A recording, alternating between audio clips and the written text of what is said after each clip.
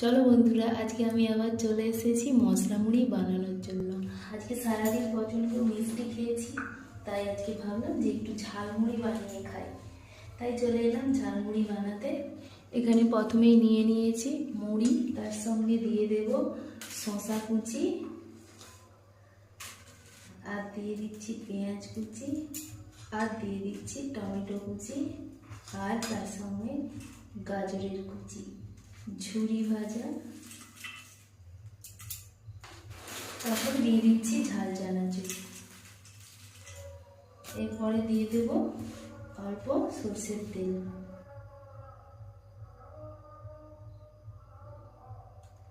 সবশেষে লেবুর রস দিয়ে দিচ্ছি।